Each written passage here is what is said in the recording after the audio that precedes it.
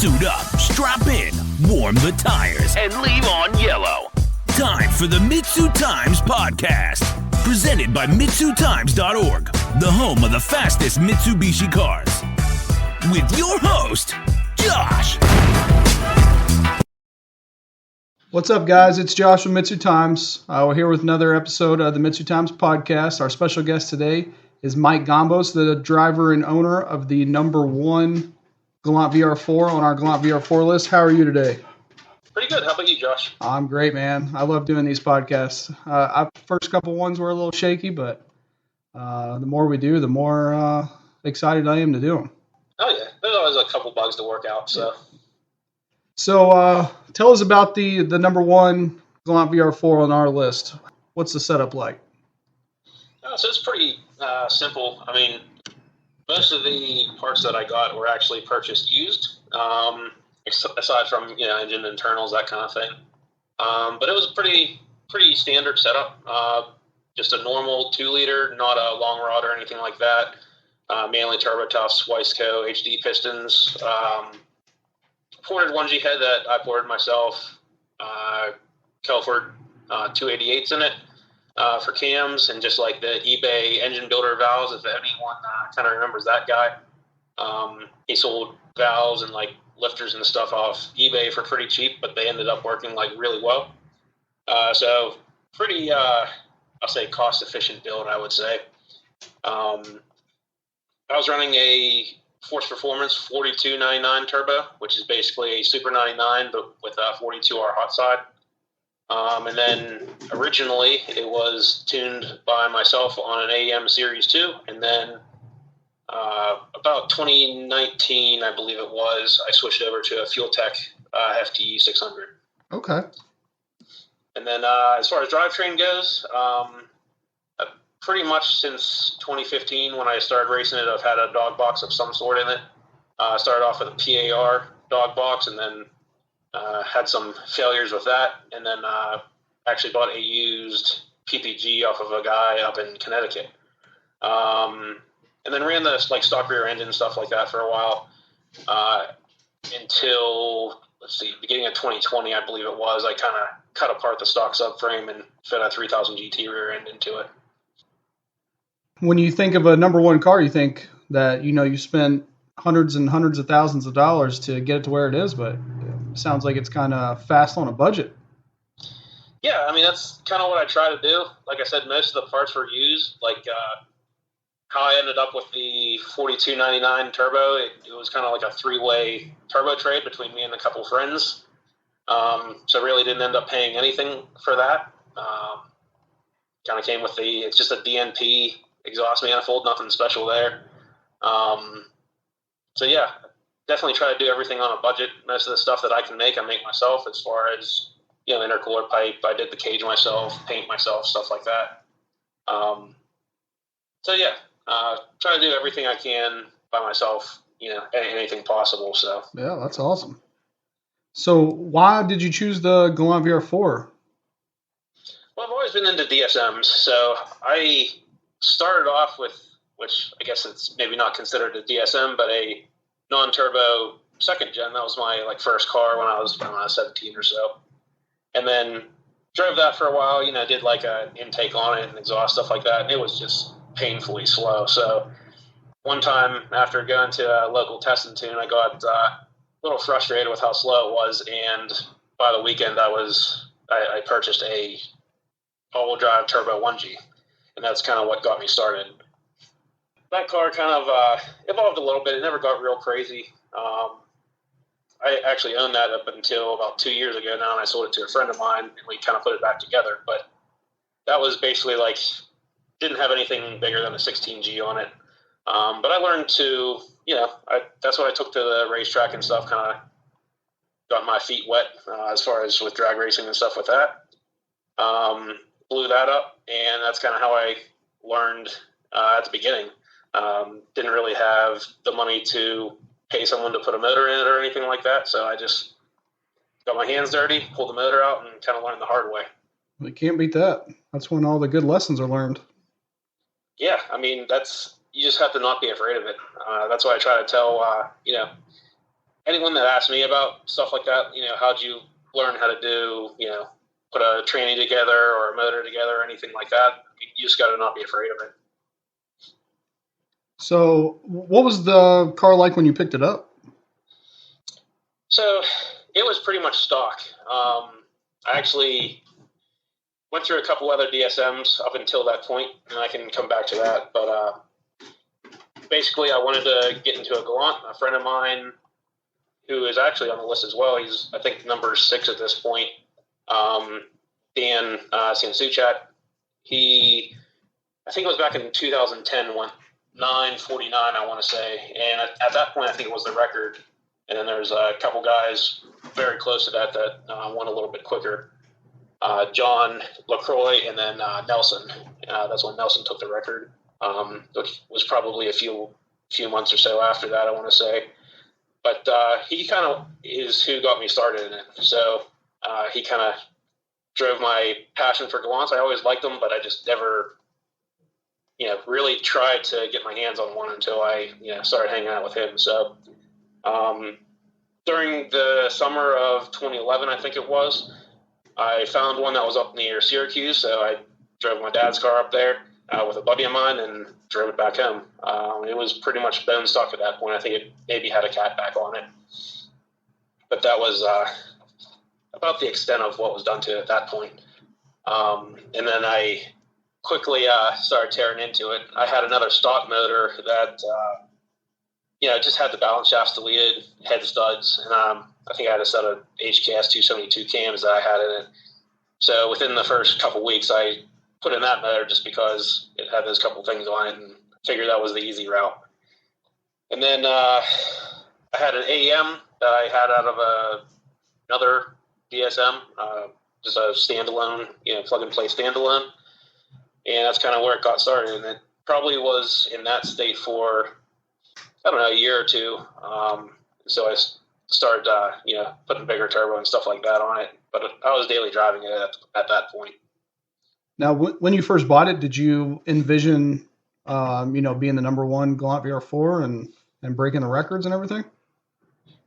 I never thought I'd be number 1 or anything like that.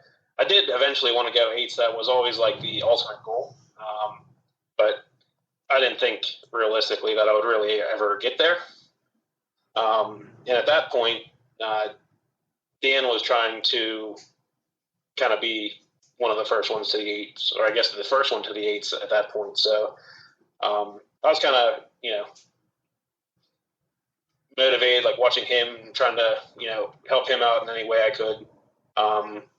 And then he kind of got out of it a little bit, and then that's when I really tried to push to, to get into the 8s and get that goal. But that was definitely a few years down the road. Okay. So what different setups have you had in it besides the one that's in it now? So it started out, like I said, it was pretty much stock. So it just had a 14B on it when I got it.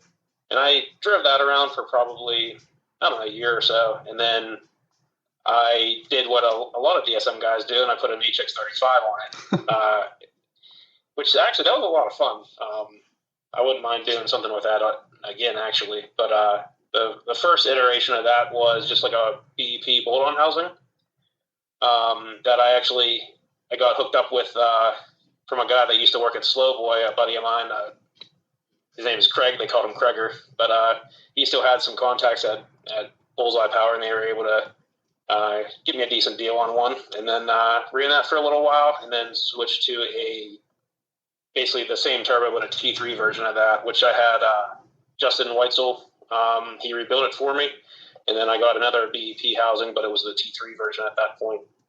And then I actually added like a full race, like ram horn style exhaust manifold, which actually we got from another kind of old school Galant guy. There's a guy named Mike Green up in the Boston area, and Dan and I went up there, and Dan worked out a deal. He bought a bunch, basically like a truckload worth of DSM and Galant parts, along with another Galant shell. So I was able to get some of those parts off of Dan that, kind of kept my build moving forward.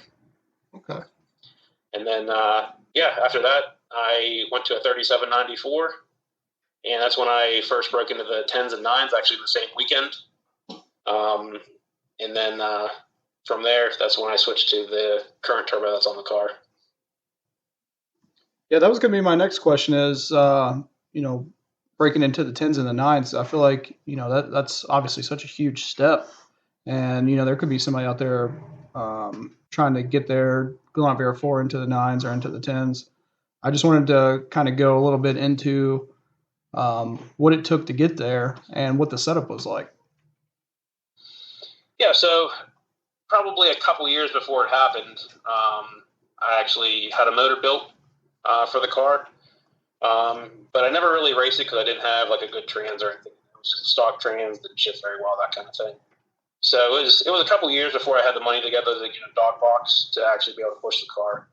But I had the motor built by the machine shop that did all the motors for Kurt Brown, which is down in Coriopolis. Very well known. He's done a lot of 4G63 stuff. You go down there and when you say, "Hey, I have a Mitsubishi motor to build," he's like, "Oh, is it a 6-bolt?" So he kind of knows the lingo. You know what I mean? Yeah. So that kind of reassures you when you go in there. But so he did the first bottom end for me, and then there's a machine shop a little bit closer to me that just did all the basic machine work on the head. And then I got that together like summer of 2013 or so. And then after we went to Boston and got that car, one of the parts I bought off of Dan was a PAR brand dog box. And that's when I was like, okay, it's time to try to get quick. So basically got that in just in time for the shootout in 2015. And at that point, I actually had never raced the Galant at all. Maybe did some pulls on the street and stuff like that, but never actually drag raced the Galant. So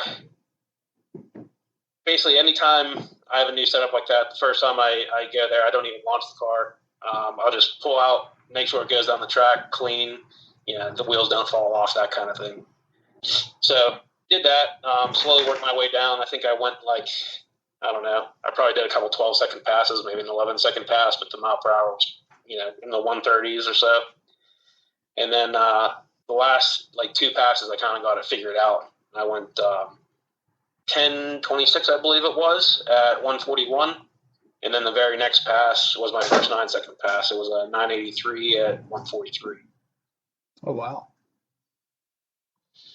So, I don't know. I was definitely pretty excited about that. And the first thing I could think about is okay, what do I got to do to go 8s? Yeah, for sure. And it ended up being a few years before I got to that point. So, we kind of talked about what it took to go 9s and 10s. What did it take?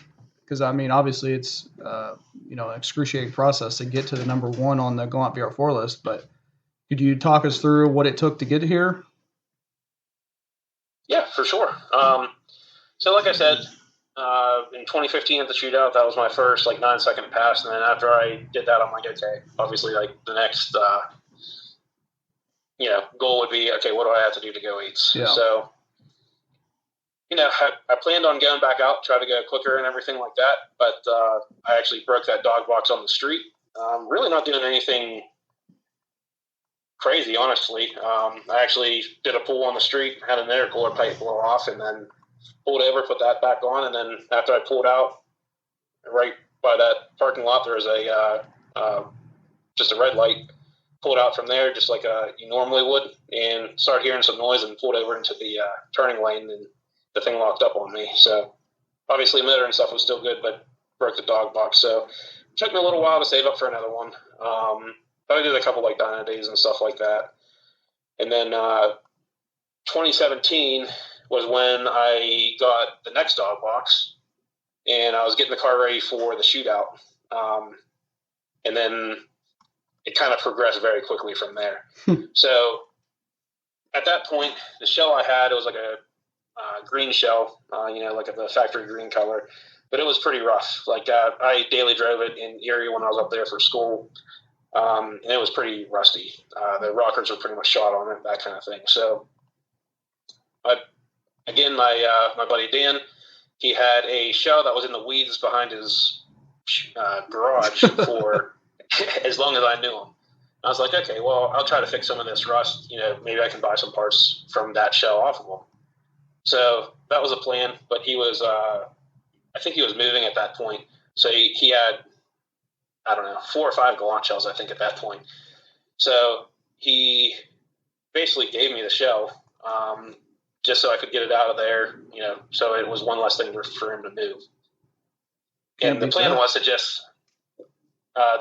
just take some parts off of that and, get rid of the shell. But as I started doing that, I saw that there was absolutely no rust on the shell. I mean, some of the bolts underneath were still gold. Dang. So I was like, okay, well, I guess I got to swap everything over to this one now.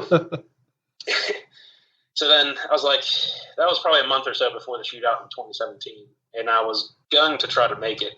And I pushed pretty hard to try to get everything swapped over. But to do it right, I still needed a cage. The car needed paint and stuff like that. So I think I got it started. It was very close to starting right before the shootout, but I wasn't able to make it for that one. But I got it started probably, a week or 2 after the shootout. But like I said, it still needed a cage. It still needed tires or paint and stuff like that. So I kind of worked on it, at a slower pace throughout the winter and stuff like that. And then, I probably stopped working on it for a couple months just to kind of take a break. Yeah. And then we started the shootout scramble again about a month or 2 before the shootout in 2018. So between end of May and August, I built a cage for it, completely painted the car, and I got it running. We were supposed to leave at that Wednesday or Thursday, I think it was around dinner time. Well, we ended up leaving Friday morning at 2 in the morning. And that was the first time I drove the car was at 2 in the morning from my garage onto the trailer. Oh my gosh. So that was a pretty intense experience, I guess, trying to get that going. But, it worked out. I didn't go, 8s or anything that weekend, but it did trap. I think 152 was the best that weekend. And then I actually had a missed shift. Of course, the one time Kyle from 1320 video put a GoPro in the car because that was the one year they went to the shootout. And then I didn't know it at the time, but I actually broke a rocker. Oh, God. So I had a couple misfire issues, and I was trying to figure it out, but I didn't realize that's what it was. But I still went 10-0 like that, so and made it a couple rounds anyway in eliminations. But that was kind of where that car, started as far as the first time out with that shell and everything. But it took another, I think it was 2019 before I actually went 9s again. Because I was fighting a couple issues learning, when I switched over to the fuel tech, I had a strain gauge on it. So trying to learn how to get that all set up and everything. That took a little bit of time and, some input from, I guess specifically Garrett, with the 3000 GT. Yeah. He now works for Fuel Tech. So he helped me a lot getting some of that stuff set up and when I made the switch in Fuel Tech. So, so I took it back out, and that was the one thing I did between the end of 2018 and the beginning of 2019 was I rewired it and put a Fuel Tech in it. And that was one of the things I try to do is just do no more than I know I can get done over the winter. That way I can keep racing it, and I don't get overwhelmed and give up on it. Yeah. So that was a big thing for then. And then, did some racing, went to the shootout again, broke an axle on every other pass, I think it was. The first time I broke an axle, though, all the Galant guys were there to help. So, broke one axle, and I was just about ready to leave the pits to go find some axles to buy. And I probably didn't make it 10 feet before Chris Ganev came over on his golf cart and was like, hey, I got some axles for you. Nice. So, he was a big help there. And then when I broke another axle, it kind of chewed up where the seal was on the rear end. So tracked down Nate at Performance Part Out. He had a rear end, hooked me up with that. And it was kind of funny. I got that back in the car, and he was the guy I lined up against in that first round. But It's okay. He ended up beating me on that by a pretty good margin, but it's cool that the community kind of helps each other out like that. Yeah, definitely. The Galant VR4 guys are definitely a big family. Yeah, for sure. I mean, even it might have been that same weekend. I messed up I had a mess up bushing in the mustache bar, and Nelson I think had one, or maybe he was with Nate and they had one or something like that, and they gave me a mustache bar to get by. So yeah, I mean everyone tries to help each other out. I feel like, and that's one of my favorite parts about the community. Definitely. This episode of the MitsuTimes podcast is brought to you by Carbonetics Carbon Fiber. They set the standard for quality when it comes to composite products. All Carbonetics products feature a UV coat for a high gloss finish. They are extremely lightweight for race applications, have a high strength to weight ratio, fit just like OEM parts, and are hand laminated using only grade A carbon with a 2x2 twill weave. Many of their products can be seen on dozens of cars on our list. Check out all they have to offer at carboneticsInc.com.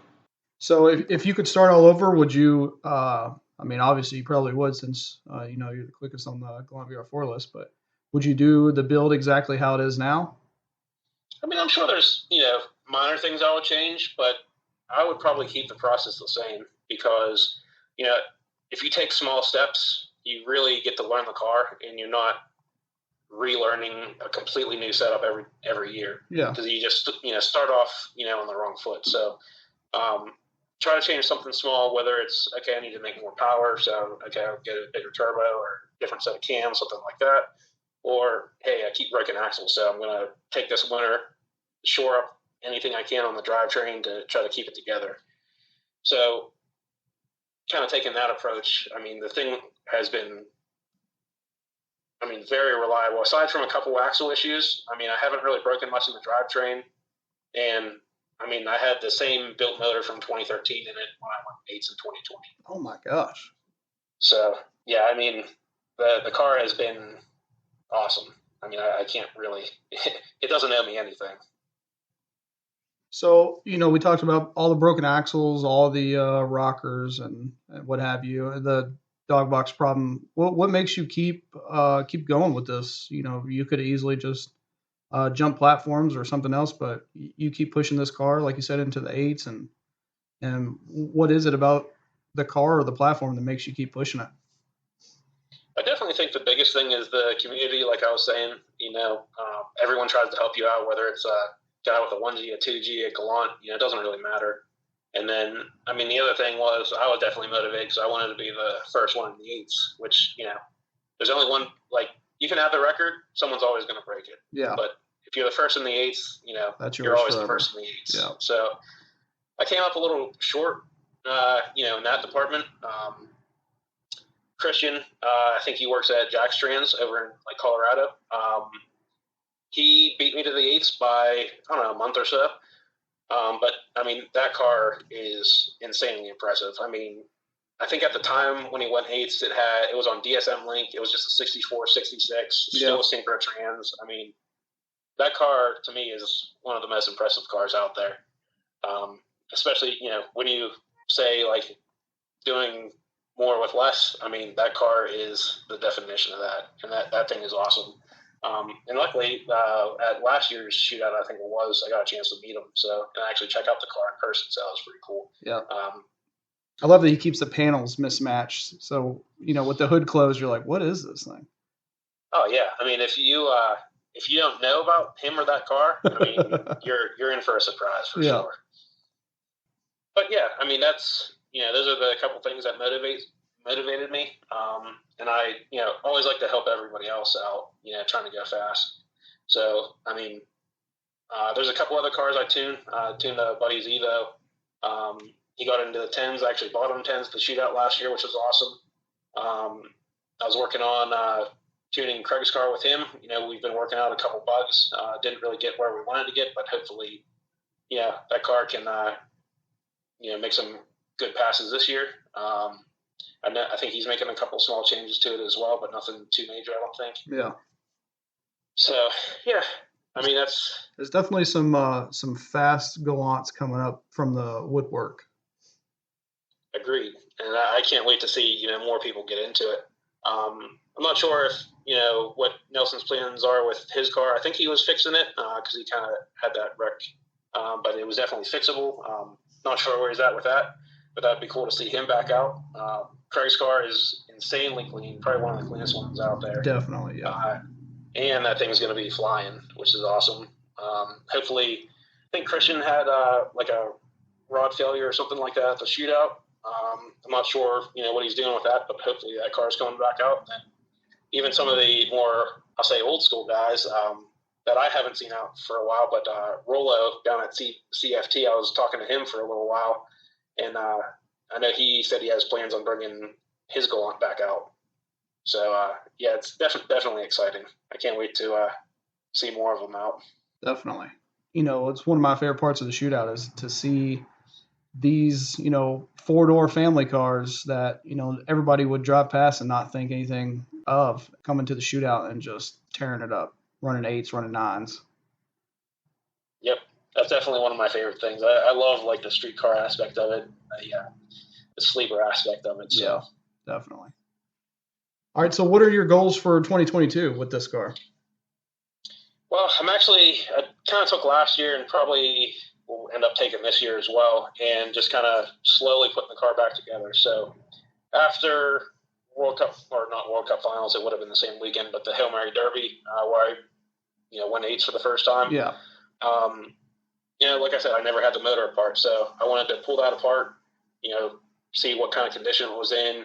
I go off the record, so I figured I had some time to get through it, after it's lived a long life, so, refresh it and stuff like that. So I'm working on that, switching to like aluminum rods, basically the same pistons, so I'm going to go with a full fill block. But that's pretty minor changes as far as like the motor goes. And then I actually, on the last pass, I broke a tooth off of the second gear. And basically I would need an input shaft, a second gear, and a couple other parts in the dog box. So I actually just got another gear set because the price ended up being about the same. And the gear set I had was a version 1. They have a version 3 out now. So just trying to slowly put the car back together, make some small changes, and try to get a little bit faster. So what's the long-term goals with this car? Do you want to keep pushing to 8.5, or what's the final for this car?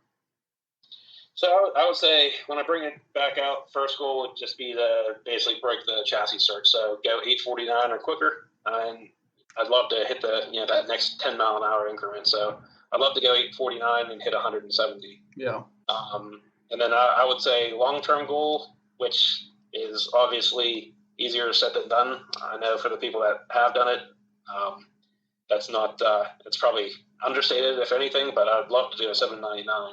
I don't know if I'll ever get there, but I would say that would be the long-term goal. Okay. I respect that. I mean, that's definitely, seems like within the realm, as fast as you've gotten to where you are now. Yeah. It doesn't seem like it's that far away, but I know it'll definitely be a hell of a challenge to try to get there. Definitely. So, we talked about you're a DSM guy, and you've had, this black car that you have now, and you had the green car before that, and a couple 1Gs. Is there any other Mitsubishis that you've had that you want to talk about? Yes. So basically, I'll kind of start from the beginning. I had the non-turbo 2G. Then I had a 1G, which actually, like I said, I just sold probably a couple years ago now, but we're working on getting that back together.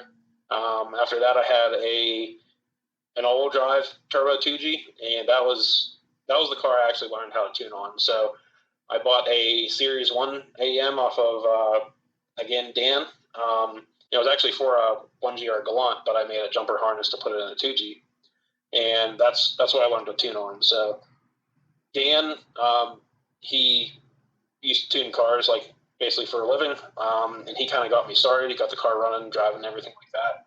And then I kind of took it over from there. So when I put cams in it, I retuned it for that. When I put E85 in it, I retuned it for that. And just kind of, worked my way and learned all the steps to tuning with that car. And then the Galant that I went 9s in was a car that I bought after I sold the 2G. So I kind of continued learning on that. And then I've had a couple other Galants since then. So I had that one. Then I had a daily driver. I actually named them all old lady names because they're kind of an old lady-looking car. So the green one, I called it Stella. Then I had a white one for a little while. That was pretty much stock. I never did any tuning or anything with that. It was just kind of a fun daily. I called that one Betty White. And then the current race car shell I called Gertrude. And then the most recent Galant I'll say I just purchased in the past year or so was actually the Galant that Dan raced. Okay. So he called it Heavy Strike. So that was the car that went 949. And like I said, he hasn't really raced it for a few years. It was kind of just in storage. He didn't really do too much with it. So the original plan was I was going to help him part it out. But for anyone that knows me, I hate to see stuff parted out. So I sold some of his loose parts and stuff like that. And then we were able to kind of agree on a price, and I was able to buy the car off of him. So I'm currently kind of transitioning it back to a street car. It's currently running and driving. I just drove it last weekend. But so that's the current street car, I guess you could say. You hate to see stuff parted out, but you're friends with Nate and Nelson. Yeah, but hey, some of the shells that Nate has,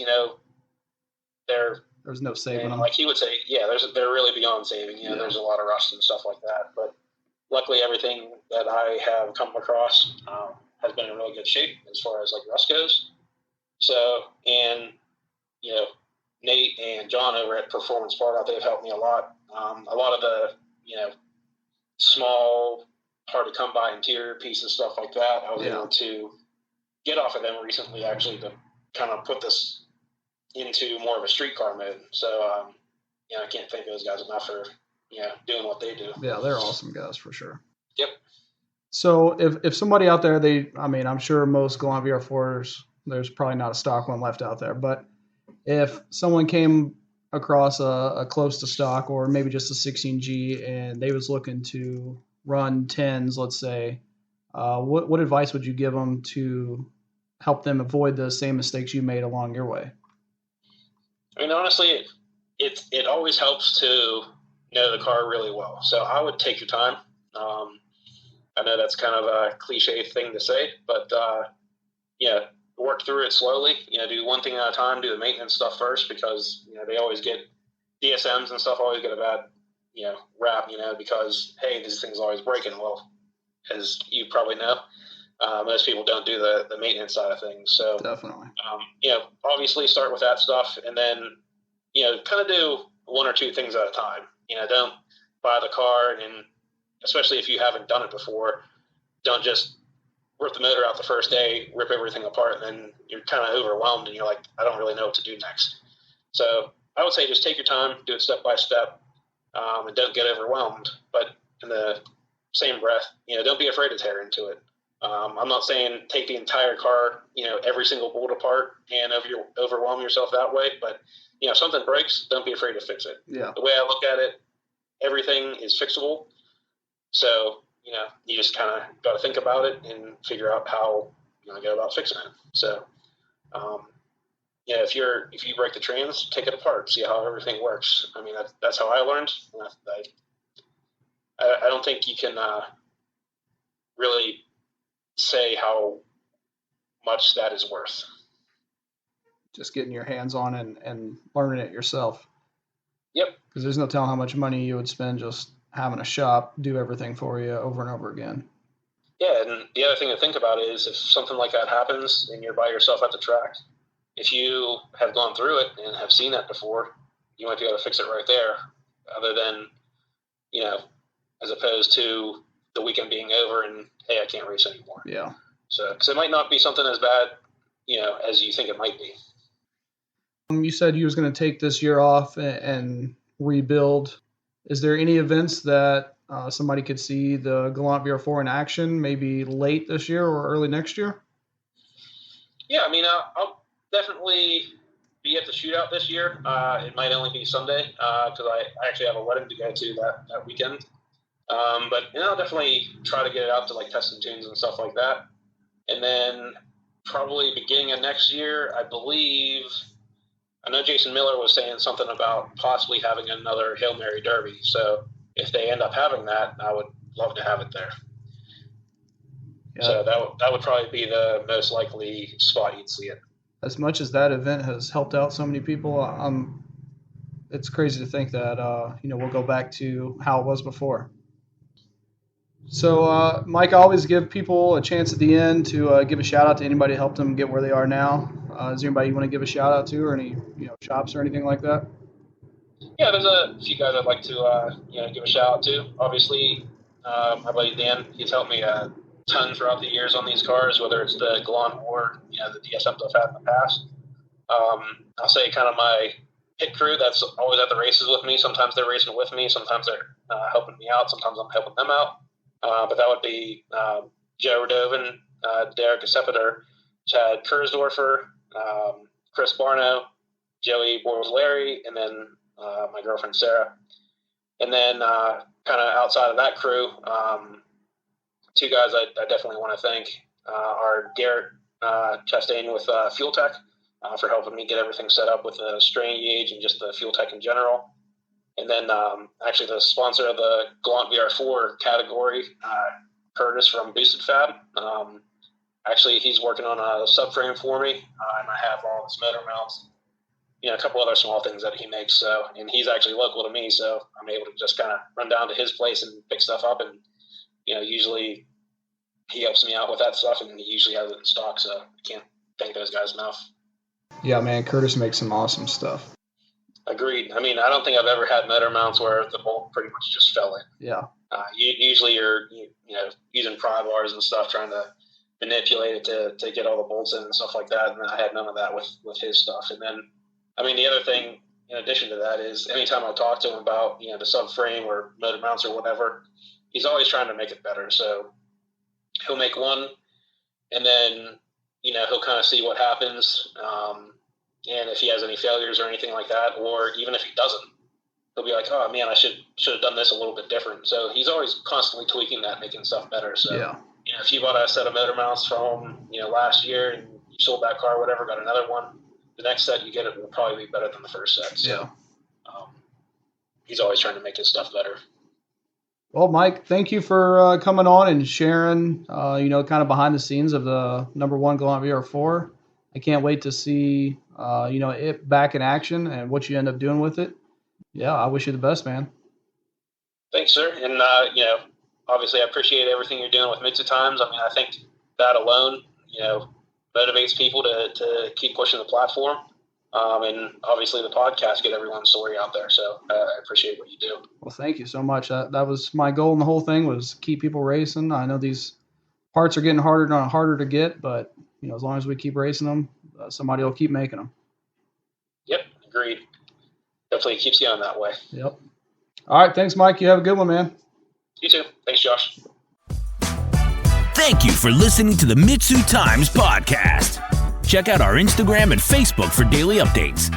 Get added to our list by going to MitsuTimes.org and clicking Submit a Slip. Thank you to all of our sponsors.